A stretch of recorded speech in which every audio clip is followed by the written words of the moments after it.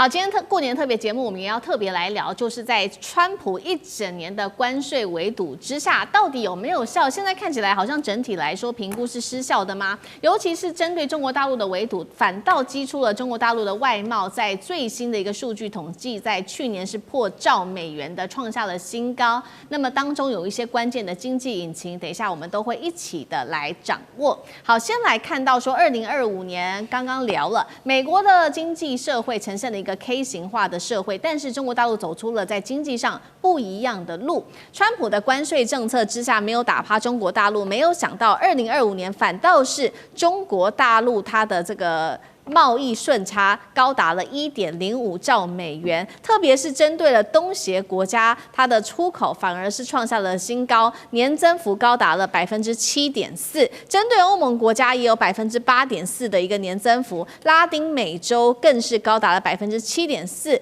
当中最多的就是对于非洲的出口成长了幅度高达25%。关键的主导3个引擎当中，我们也来看到，除了电动车之外，比亚迪看到在2025销量超越特斯拉，登上全球电动车宝座，更是在全球汽车销量首次超过日本。第二个就是它的动力电池表现也非常的好，中国大陆电池厂商全球市占率高达了68%，宁德时代跟比亚迪稳居世界前2。工业机器人，不管是在搬运的机器人跟焊接机器人等等，在海外的基建跟交通的建设上面都可以大显身手，去年出口增幅更是达到60%。为什么中国大陆可以在去年有这么好的一个贸易表现？但另一方面体现的就是说，中国大陆出口好，但是内需是否仍然还没有完全的复苏呢？聂老师怎么看？没有错，现在其实中国的内卷非常严重。这个其实，在2013年巴厘岛的一个 APEC 会议呢，习近平刚上任的时候呢，我记得那时候10月8号在巴厘岛，他就讲出了一个重要的话。那一天呢，奥巴马没有去，在2013年。为什么没去？因为美国 shut down 政府关门，这时候全部围绕习近平问了一个问题，说中国现在经济起来真是快啊，你有什么未来打算？不要这样子看我们有很多的问题。8个字啊，他用那个翻成中文，产能过剩，需求下滑，这是事实，他看到了，他不断的在创造这样的一些制度，能够下压产能的过剩，需求下滑，但是太难了，因为中国它的制造实力真的太厉害，所有东西量产再量产。成本越来越低，一个 cost down， 然后量产越量，而且量产就算了 ，quality 不止 quantity， 品质越来越好。我跟各位讲一下，其实我把中国分4个阶段，最早是2003、04到2013、14，这是江泽民的时候，在胡锦涛的时候，中国开始有钱，是因为经过了这个 WTO 之后，2003到2004到2014，请问发生什么事？外汇存底从1兆2600、2兆2900，2011的3兆，2014的第一季4兆。有钱人是鬼推磨，这个重点来了。习近平上来的时候，2013到2023、24，整个中国出现了3个大的反转。第一个，成了基建狂魔，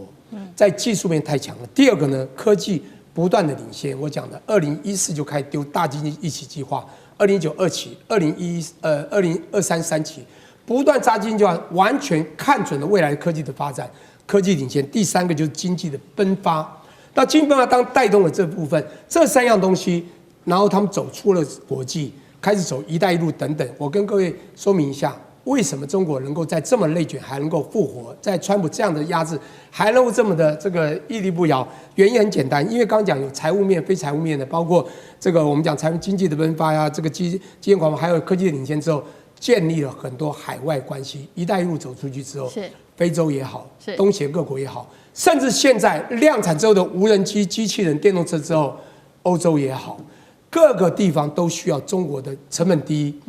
品质好，然后当然也量产的这个东西，当然会被告倾销了。这时候你会发觉，它奠定一个很重要的扎实的国际关系。川普用关税压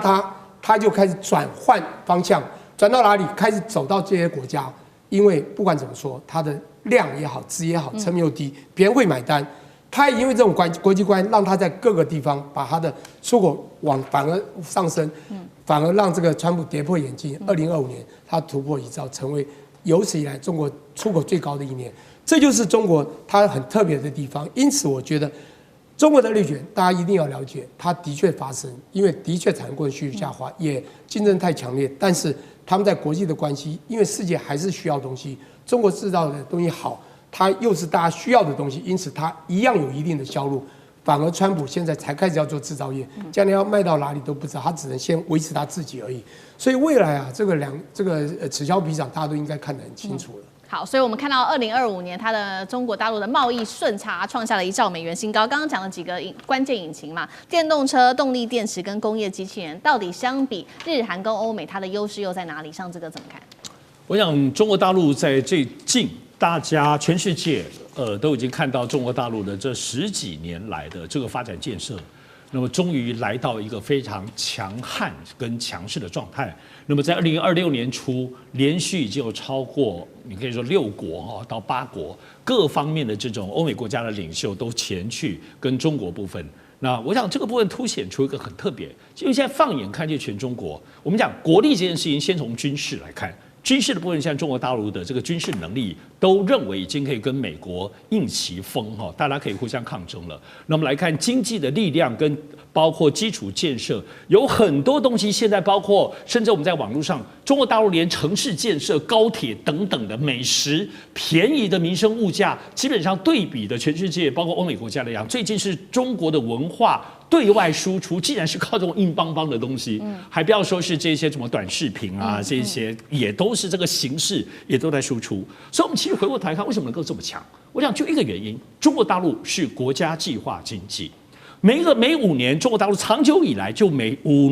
年做国家计划，可是这些东西是由国家主导，而且有国企去带动民企，所以所有的一切，甚至你都觉得并不见得是为了赚钱。所有的这些我们看到的基础建设，在其他的国家都是民间企业做的，甚至是民间赚钱，可能是特权在赚钱。可中国大陆不是，而国家经济的部分是各省都得做，包括 GDP 也好，乃至于现在我们知道过去来讲，中国大陆是因为房地产的问题跟金融挂钩在一起，泡沫化对整个国家经济非常严重，全世界看衰，说他们完蛋了，说他们已经要垮了，讲了10几年。可是这个我想最大的转折就是确实是在“12.5”，也就是2011年开始那时期，因为“12.5”出现的就是刚刚其实思明提到的，包括新能源，包括电动车，所有的这一切，其实我自己也是，我自己就是在2010年底看到中国大陆这个新能源这个蛮有意思的，所以我2011年就去香港帮李嘉诚先生投资的新能源电动车工作，我是因为这个东西去的，所以我自己是亲身见识了这所有一切。而中国大陆国家计划经济，我觉得特别要讲，里头有个大脑真的很厉害，这个叫发改委。中国大陆国务院底下有一个发展改革委员会，这个发改委，我们台湾也有经建会，可经建会在规划了什么挖沟啊，那些很虚无的，你看发改委规划了这每5年计划是每一个都要达成目的。我过去的老板就是发改委长期计划司的副司长，他在跟我描述，中国大陆是整个发改委里头一直有人做3年的计划、5年的计划、10年计划、20年，也就是说这个机构里头可不是都在写报告，而在发改委在习近平上任之后，2013年之后就改制，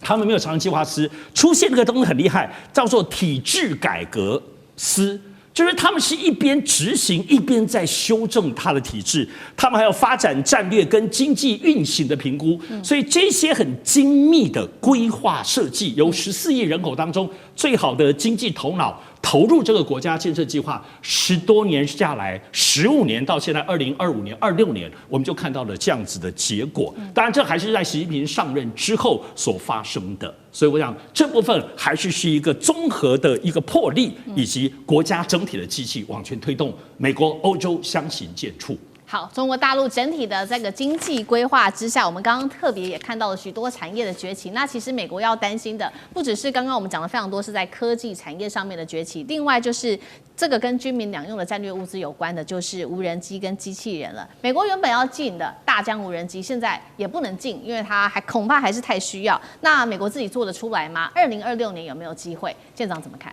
首先，这个主持人问2个问题，其实这2个问题不是现在有一个模糊答案，现在有肯定的答案。第一个，他们现在的说无人机啊、机器人啊，肯定会进入未来的战场，变成一个实际的战力。第二个就是美国可不可能2026追上？我现在就肯定的告诉你，不可能。为什么？第一个就是现在这个机器人还算一个人形的，你可能还觉得还不是很成熟，但是机器狼、机器狗非常成熟了在战场，无人机也非常成熟。那谁说战场一定要那个人去打仗？那机器狗就非常之好了，因为人只有双足有一点困难度，但是也未来3年之内会，这是第一个，中国已经把它运用在这个战场上了。第二个，你以为这个好，我们举个无人机好了，你以为无人机是这么容易做的吗？好比我举个例子，我们今天大疆有卖无人机啊，你网络上就买啊，买回来我们中科院就给它拆开啊，就硬体模拟啊，模拟完毕，逆向工程就做完了。它真正困难的不是硬体，是它的那个软体。我看过一个那个大概10多年前的一个无人机，400多万台币，它飞起来，那个风一吹，它就几乎整个这样子。好比说这无人机往上的，它整个对着这样风吹，几乎都动不了。你就知道它那个飞行的控制是很困难的。前2天台湾制了一个无人机，你知道，一飞起来动就打下去了。如果你做硬体，很容易去逆向工程。为什么你就这样掉下去呢？因为那个叫做飞行控制系统是非常非常难的，就像 TikTok 那个东西叫算法，算法你以为这么简单啊？这是第一个。第二个，就它的供应链，大陆的供应链太齐全了，制造业都非常齐全。你今天到美国去做一个，最后50%的零件还是要回到中国来，它没有全部的这个供应链。还有第三个就是量大到一个程度，你打不过它。好比说我在10多年前在大陆，有时候我有点想吃东西，我去那个买了一碗杯面，是康师傅的，这么小小一杯，5毛钱，人民币5毛。我打开来吃泡也很好吃。从那时候开始，我知道你永远打不赢它，因为它从进货、进辣椒、进面粉，通通从产地整个这样包过来。你去做，你怎么可能打得过它？量大到一个程度就不可能。这是我说，今天美国就算想投入去做，我刚刚说这3样东西，它都没办法超越。好，谢谢舰长。那我们休息一下，马上回来。地缘政治、美中之争、战略价值、